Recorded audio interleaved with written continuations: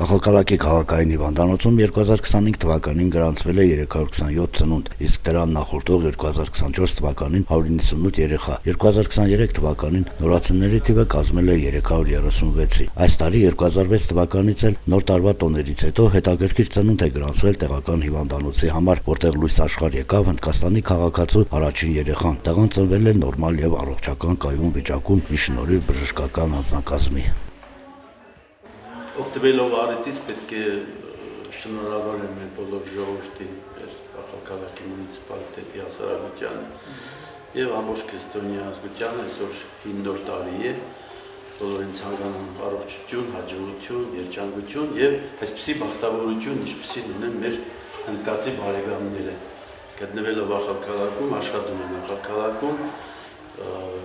որոշել են ունենալ երեխա եւ հենց իրենց առաջին երեխան է ու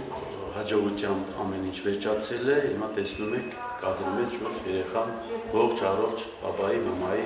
հետ միասին այսօր դուրս են գրվելու, տուն են գնալու, հանդիսանալով ոչ Վրաստանի Հանրապետության քաղաքացիներ, ծննդաբերությունն իրենց համար վճարովի է, ինչպես մնացած ոչ Վրաստանի քաղաքացիների համար, բայց երբ ես տեղեկացրի մեր վերադաս Վրաստանի վրացական կլինիկաների մեր օֆիսին, իրանք ընդառաջեցին, որպեսզի մինչև 15-20% գնացին զիջման, որպեսզի մեր հնդկացի բարեկամները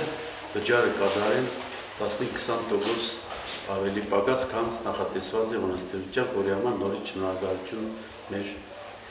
կոմպանիային, որը գնա ընդառաջեց մեր խնդրանքին։ Პირველ რიგში უდოცავ რა თქმა უნდა